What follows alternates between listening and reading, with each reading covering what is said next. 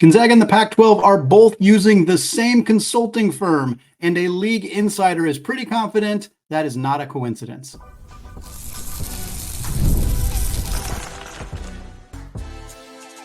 You are Locked On Zags, your daily podcast on the Gonzaga Bulldogs. Part of the Locked On Podcast Network, your team every day. What is going on, y'all? Welcome into the Locked On Zags podcast, part of the Locked On Podcast Network, your team every day. I am your host and longtime Gonzaga podcaster, Andy Patton, here to bring you news and updates on all things Zag athletics.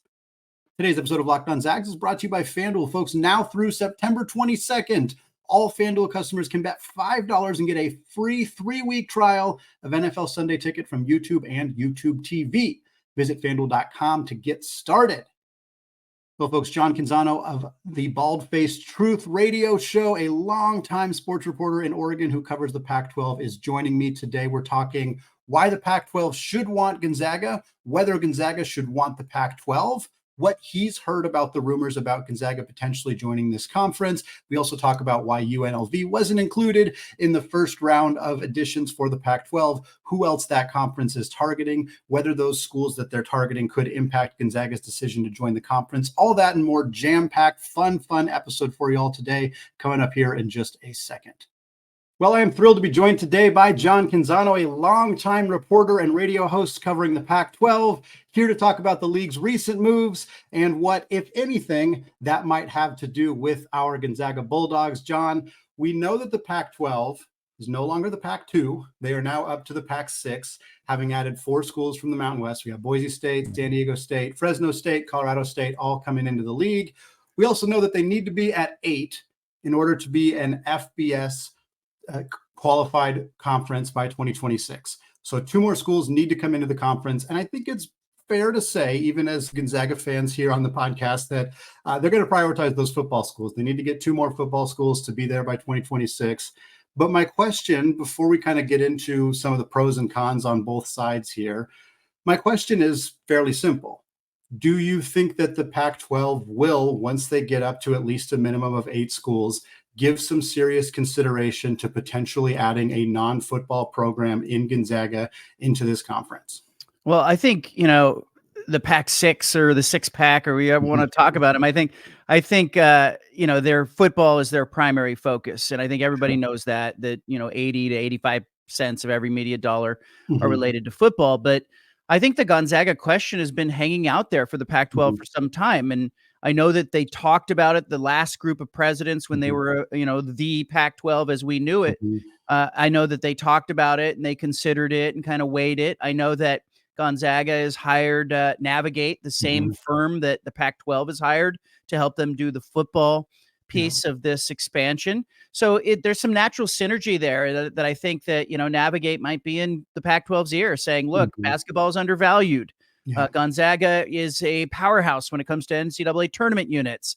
As you look at the expansion of the NCAA tournament, there's more money buried in that tournament and maybe some more upside. So I think the Pac-12, if you want to look at all the, the negative and all the downside to being a conference now of 6 and being in limbo and not having a TV deal, there's some upside there in that they can be a little bit flexible. They can try some different things.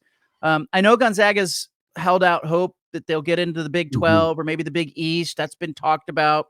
I'm friends with Dan Dickow. He and I text back and forth. So that's been out there for a while. But just like the Pac-12, I don't think that those invitations are coming. And I don't think that those conferences right now are doing anything more than maybe, especially the Big 12, just sort of digesting what they did in football. And so I think the Pac-12 makes a lot of sense as long as you leave yourself some flexibility, and that might work for the Pac-12. So here's what I know. I'm in talking to Pac-12 sources. They first began to talk about football, and they talk about Memphis, and they talk about Tulane or UTSA and UNLV and what should happen for football, and all the focus is there. But eventually, in the course of that conversation in the last 2 weeks, the focus then circles back to men's basketball, and that's where Gonzaga lives and thrives, and we all know it. And so just imagine for a second a conference that would include a San Diego State and a Colorado State and a Boise State and maybe a Memphis. Now you suddenly add in Gonzaga, and suddenly you start to go, hey, that's a 4 or 5 bid conference. Like when you look at those teams and those brands. And so I do think the Pac-12 will, with that second bite here of expansion, consider basketball as the next thing. I don't expect it to be kind of like, hey, we're adding 3 schools for football, and oh, by the way, we're adding some basketball schools. I don't think it's good. That's the timing of it. I think it's more like, hey, we're going to add 3. Then there's a pause of a month or two. And then maybe coming in, in the early part of 2025, they start to have a discussion about how do you fortify that basketball conference? And these members will need to give their conferences notice by June of 2025. So it's not like you have all this time. So I think these conversations are already happening. I do know that it came up unsolicited as I was speaking to one Pac-12 administrator. The thought came up unsolicited. Well, what about Gonzaga? Well, what about Grand Canyon? Could you take them both? That would be a really good basketball conference. And how much revenue is buried in that? I do think those conversations are going to happen. I did hear one Pac-12 administrator said, but is Gonzaga going to be Gonzaga after Mark Few? All the, the same stuff that comes up. I just think Gonzaga is such a powerhouse. If you're the Pac-12, you fall all over yourself trying to get them if you can get them in basketball.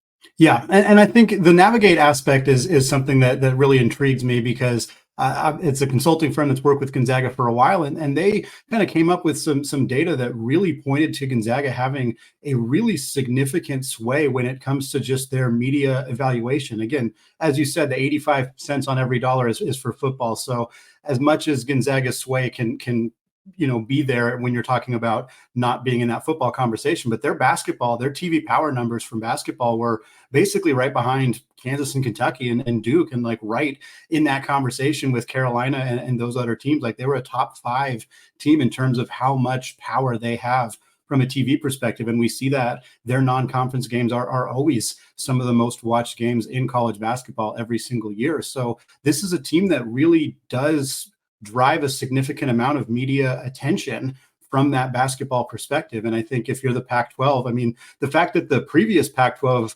regime, which was a lot more picky about the kind of teams that they would pursue, the reasons that they're, didn't end up with a BYU or were very hesitant on schools like Boise State, the fact that that group even considered Gonzaga is, I think, a promising sign when you look at the group now, which is not going to be nearly as picky about the kind of programs that they're going to add to the conference. So to me, I see Gonzaga as a value add to the Pac-12 in a pretty significant way. And I think if they're pursuing the kind of programs that we know they're pursuing in the Memphis and Tulane, like you said, and UTSA and programs like that, adding Gonzaga, who is a better regional fit, who really drives attention to the second most important sport, I mean, it makes a ton of sense to me. And I think I would hope that the Pac-12 would make this a serious consideration. And I think you're spot on in saying that the connection with Navigate probably helps Gonzaga be a stronger consideration for this conference. Yeah, and I think Stu Jackson, the WCC commissioner, did a really smart thing, and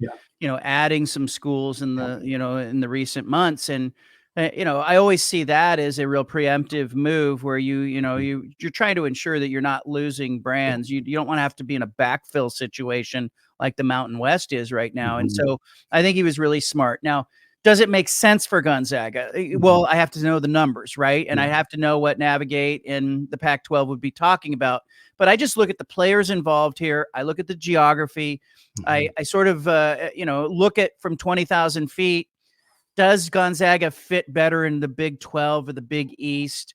Well, again, what's geography in today's world in college athletics? Everybody's saying it doesn't matter. We don't know yet if it doesn't matter. We haven't heard from the UCLA soccer team yet and Oregon's baseball team. But so I'm waiting to see there. While you're waiting, not a bad move if you're restless. That said, I look at what Gonzaga has done in its history, and, I've been here for it and covered college basketball in the last 25, 30 years.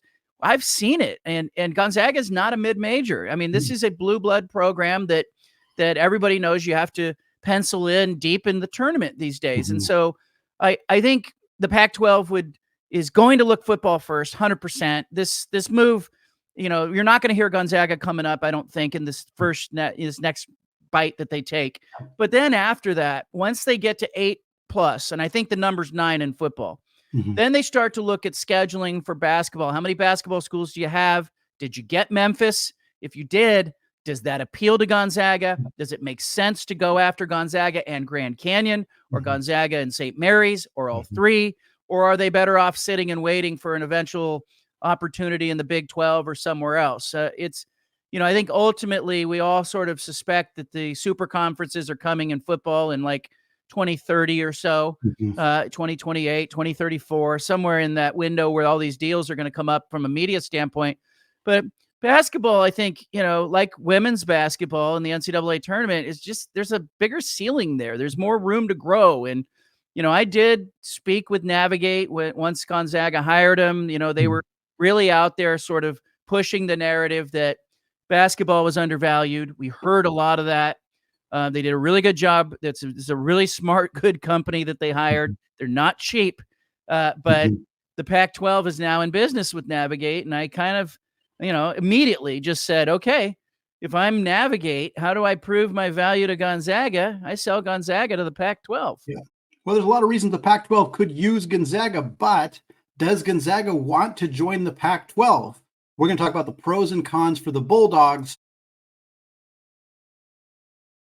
coming up after a word from today's sponsor, FanDuel. Folks, you've heard us talk a lot about FanDuel, America's #1 sportsbook.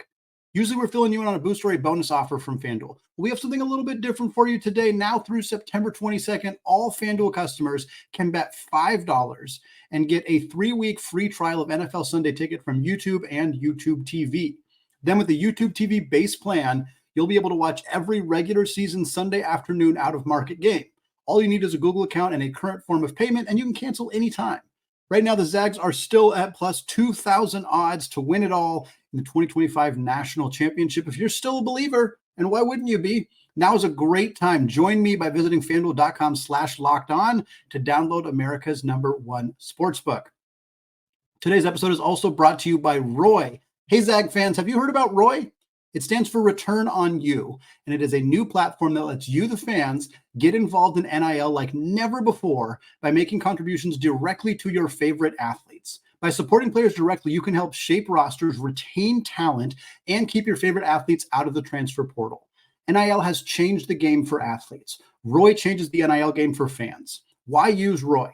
Exclusive content access. When fans contribute to a successful campaign, they receive access to exclusive content from the athlete, such as their announcement decision, behind-the-scenes footage, and other personal reflections. Download Roy for iOS or Android and enter referral code LOCKEDON, and you'll automatically be entered into a sweepstakes to win $5,000 in cash. Visit joinroy.com for additional details. No purchase necessary, void where prohibited. Get off the sidelines and into the NIL game with Roy.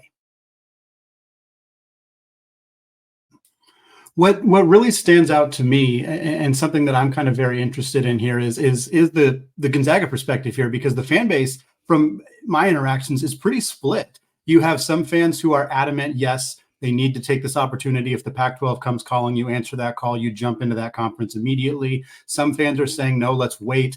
Let's see what happens with the Big 12. Let's see what happens with the Big East. Let's see what happens with the ACC, and if any movement happens there, and if something, if something changes with that grant of rights and that conference, has something similar happen to what happened to the Pac-12, or even if they just lose a few schools, how does that impact this whole situation? And then you have some fans who are just like, let's not do anything. Like, why, if it's not broke, let's not change anything with the WCC. And I think I can kind of see every perspective. I think the fans who are more adamant about leaving the WCC are concerned about the fact that we are seeing the power conferences seeming to move closer and closer to trying to break away. And if there's ever a reality where the power conferences are fully separate from the non-power conferences, that could be potentially devastating for Gonzaga. And so I think there is some fear that something like that happens.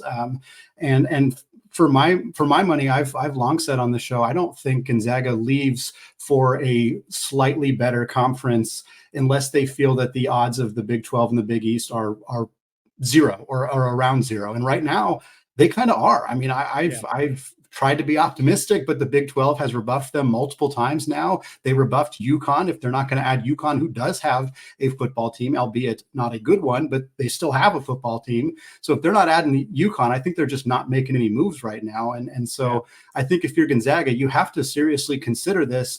The Pac-12 even just the 6 teams now is a better conference depth-wise than the WCC. 3 of those 4 new teams made the NCAA tournament last year. If they get Memphis, that's a great basketball brand to be adding into that conference. So it feels like it's not a lateral move for Gonzaga, but the main concern that I would have, and that I know a lot of Gonzaga fans are feeling right now, is the idea of going from being the big dog, the top dog, the most important brand in your conference by a massive margin, to going to a conference that doesn't even prioritize your sport, where you are the one team, or if Grand Canyon or St. Mary's comes along, you're one of few teams that doesn't have the sport that matters far more than everything else. That is a tough pill to swallow. And I think it's fair for Gonzaga fans and administrators and Mark Few to not necessarily want to join a conference that is not going to necessarily placate them or value them the same way that the WCC does. And I think that's a reasonable concern.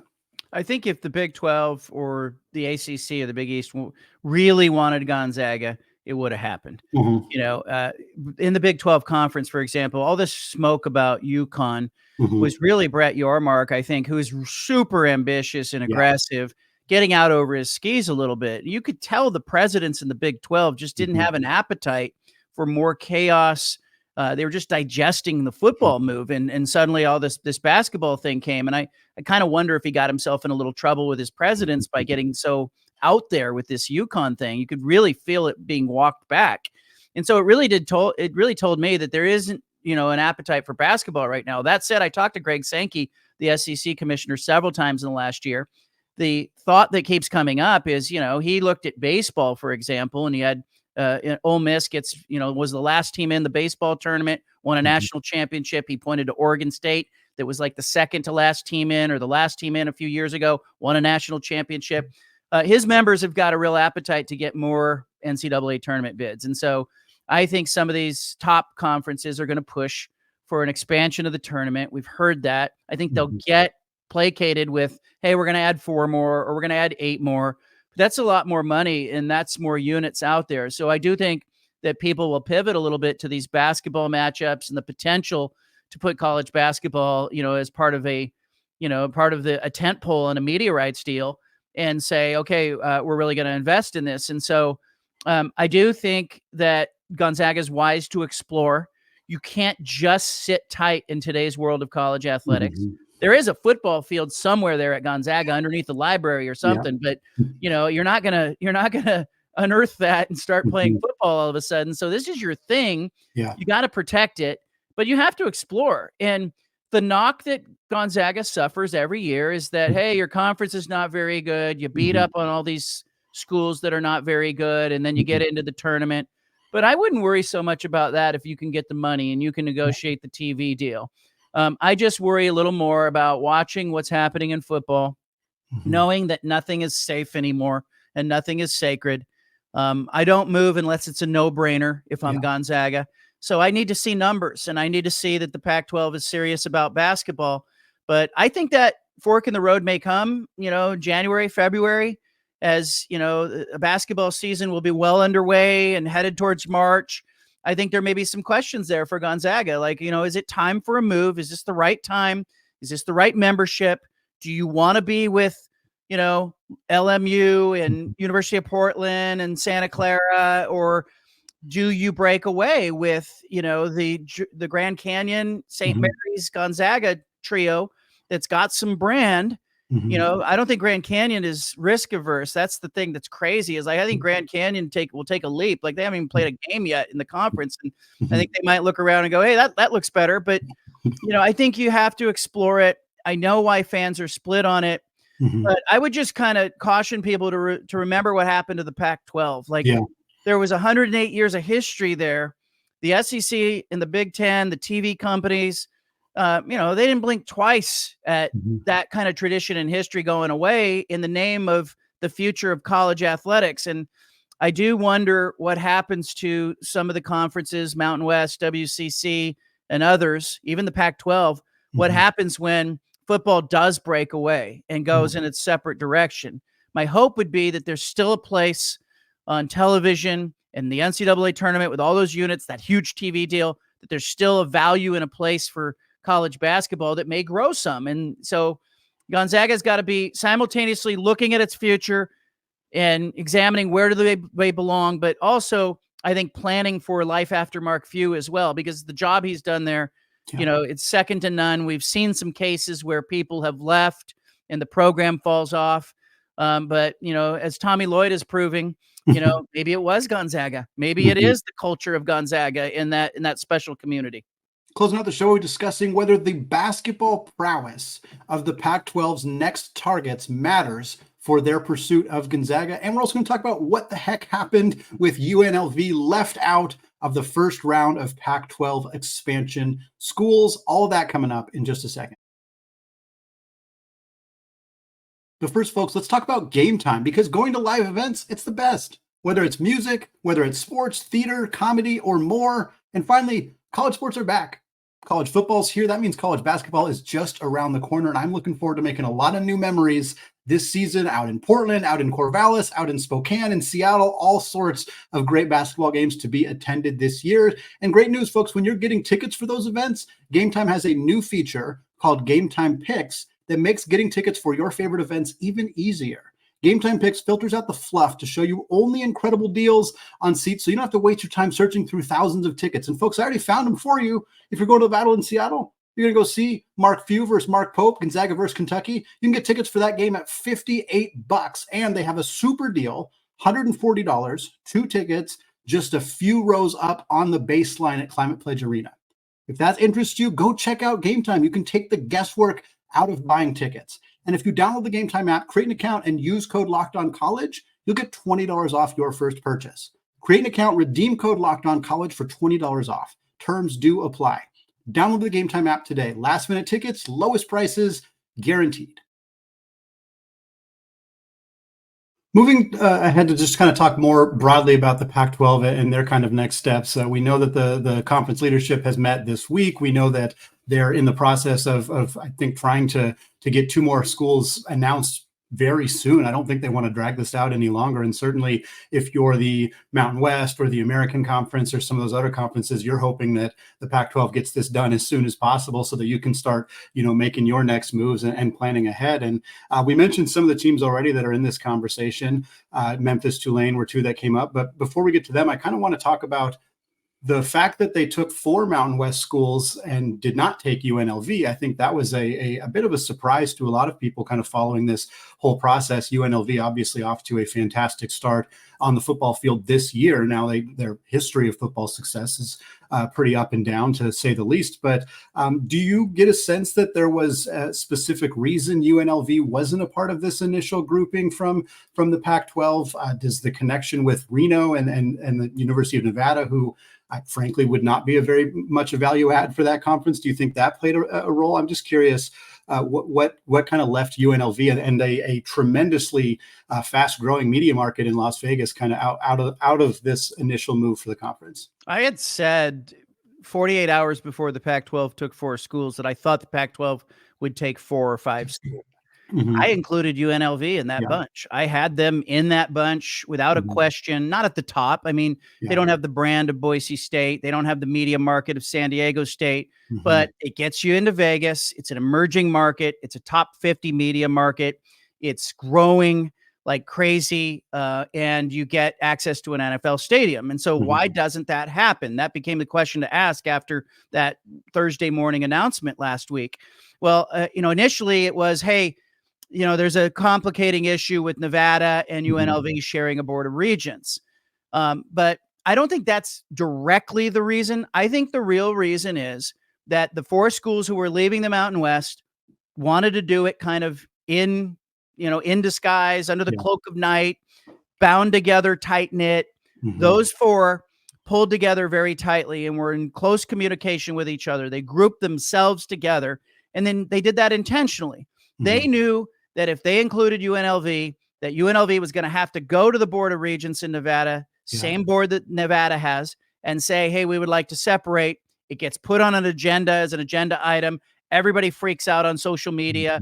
Gloria Navarez, the Mountain West commissioner, she was blindsided mostly by what happened last week. I had talked to her about 4 days before. I met with her in person in San Diego. I was down there covering in San Diego State Oregon State football game, and I met with her, and she was aware that there were conversations going on, but I don't think she knew it was like days away from happening. I think that she thought she had some time to plot, and if you include UNLV, you lose that, and perhaps there's a restraining order or a temporary injunction, and now you're fighting from a defensive position instead of withdrawing, announcing your withdrawal, and then dealing with the litigation in the aftermath if there's going to be any litigation. So I think it was a strategic move. I think those four could move a little more nimbly together. I was told it would come in 2 bites. Somebody told me 2 bites of the apple. That's the first bite, 4 teams. I will not be surprised if UNLV is in the second bite. I am told that the Pac-12, sits at 6. They want to go to 9, not just 8, but they want 9 schools. I think they want to look first at Tulane and Memphis. UNLV would be my 9th school after that. If they can't get Tulane and Memphis, and there's some question there, like that's not a no-brainer for Tulane and Memphis. They need to see some numbers, need to know what they're running toward. Are they just making a lateral move from the American? It has to look better than what they have. Yet if you don't get Tulane and Memphis, I think you pivot and you go into Texas. You go to UTSA, you go to Texas State. You start looking at schools like that, and then you add UNLV as your 9th. But I think we're not days away. The Pac-12 presidents, the 6-pack as we call them now, I guess, met on Wednesday. I think that they will, take it. The conversation was much in the same like we're having here about the various options and what to do next. I think their next move will be pivoting, and in the next couple of weeks, I think it's more like weeks, not just days. I keep telling people I think my kids will be trick or treating and we'll know who's Pac-12. I think it's more like a late October thing because they want to get to market with their media rights, and then. That second piece comes, what do you do with men's basketball? Or do you take just men's basketball? Do you take men's and women's basketball? You certainly now can make an argument that women's basketball is just as valuable. But if UNLV's in that conference, you tell me, Andy. I mean, UNLV, Memphis, San Diego State, Boise State, Colorado State. Does that look good to Gonzaga? Or does Gonzaga prefer to be, just the big fish in that pond?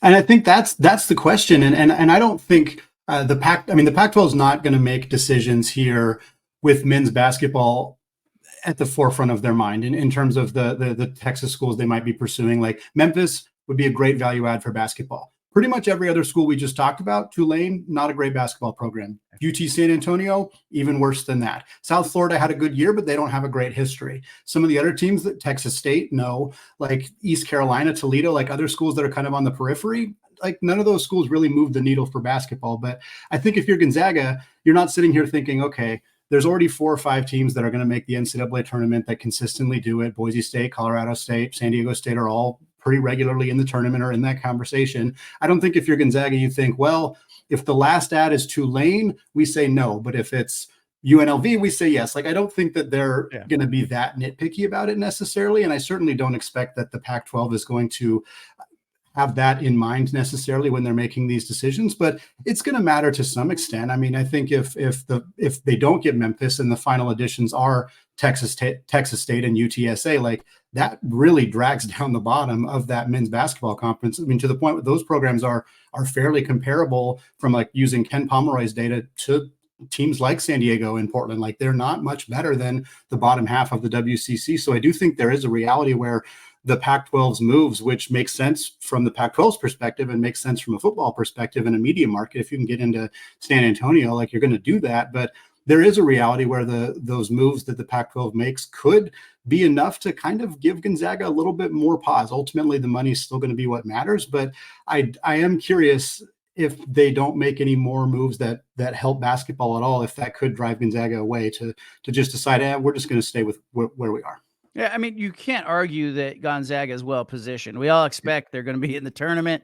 They'll be in the Elite Eight, or at least the Sweet 16. Yeah, and let's see them play. They haven't even, we haven't seen them sweat yet, and you can kind of pencil them in. It's a real testament to what Mark Few's done. But I think it's going somewhere more complex, just like football did with the expanded playoff. And I think they're going to try eventually to shut out the auto bids and the small conferences and just say, hey, your conference really matters. Yeah. And if that does become a thing, then yeah, Gonzaga it doesn't just come into the Pac-12 to fortify, it comes in to lead.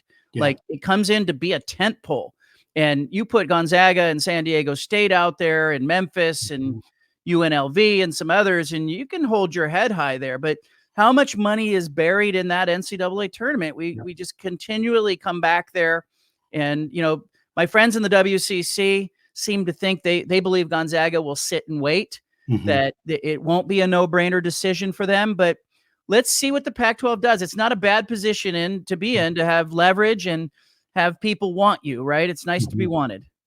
One last question I had for you. The idea of the Pac-12 potentially adding a program that would only come in with football, and then you kind of add Gonzaga as your everything else type program, because Gonzaga, like we're focused on men's basketball, of course, but from a women's basketball perspective and soccer and volleyball and baseball, like Gonzaga can compete with the schools currently in the Pac-12. Like they're at that level where they're not just competing on the basketball side. But do you think there's a reality where the Pac-12 starts to look at maybe like a Hawaii, or even look at something like North Dakota State? I think that's maybe a little bit out there. That might be more something the Mountain West starts looking at. But like, look at an FCS school or a school like Hawaii and say, hey, we want your football. We'll take that, and we'll have Gonzaga kind of be added on the back end to fill out our conference numbers for the rest of the sports. Does that seem like something that they might knock around a little bit as an idea? And do you think that might be appealing to?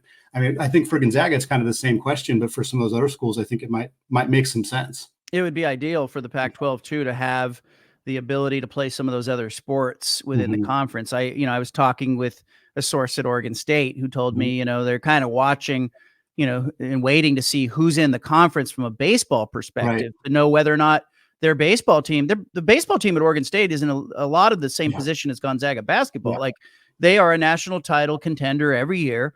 They're a team everybody wants to play.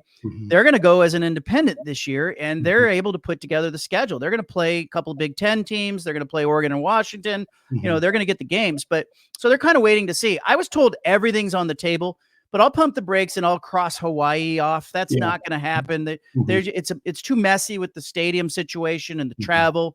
Everybody in the Mountain West is, being subsidized to go play at Hawaii already. It's really not ideal, in a lot of ways. I was talking with Carl Benson, the former WAC commissioner, who said, look, gosh, can you imagine the travel from Memphis to Hawaii if that ever became to fruition? Like, that's insane. So I think Hawaii is off the table for the Pac-12. I don't see them even looking at Hawaii, but I'm not going to close the door on like a football affiliate member. If the right member makes sense, and that member can say, hey, we can access the college football playoff because we think the Pac-12 is the 5th best conference in football. They get one of the 5 automatic bids if you win that conference. If they could sell Memphis, Tulane, somebody else on the idea of being an affiliate member, I think they would, but I think it has to be an attractive member. I don't think Air Force is a candidate. I think Air Force belongs with Navy and Army in the American. It just doesn't make sense to have them as a one-off. But I think Gonzaga, if you're a Gonzaga fan, I think you're going to watch what happens, pay attention. If there's just an affiliate member in football, that could be a good thing for the rest of your sports. And then I think you got about a month after that we'll see some movement on the basketball front. And it's too convenient to ignore Navigate being involved with both of these things. And Navigate and the team there, they like to keep their profile low. They don't want to be quoted. They don't want me talking about them. They don't want you talking about him. But I want your viewers and my readers to know that the parties who are behind the scenes here are playing chess, and this basketball thing is part of the chess game.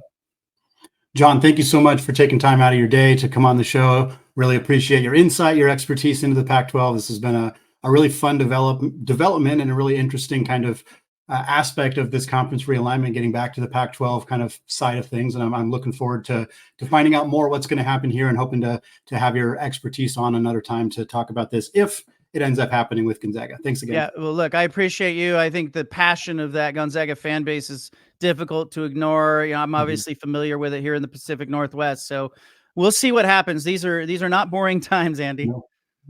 All right, that's going to wrap it up for me today and for this week. Huge thank you to John Canzano for taking time out of his busy schedule to jump on the show, talk some Gonzaga and Pac-12 here on the show. Very much appreciated. We'll be back next week, continuing to keep you up to date on any conference realignment updates that we hear. What's going on with the Pac-12? What's going on with the Big 12, the Big East, the Mountain West? All that good stuff coming up. We're also going to keep you up to date on recruiting updates. We're getting closer. Craziness in the Kennel, only a couple weeks away here. So definitely some fun stuff coming your way. We're going to start our season preview episode, going through every player on Gonzaga's roster. Not quite next week, but the week after that. So look out for that coming your way very soon. Thanks again for listening, folks. Have a fantastic weekend. And as always, go Zags.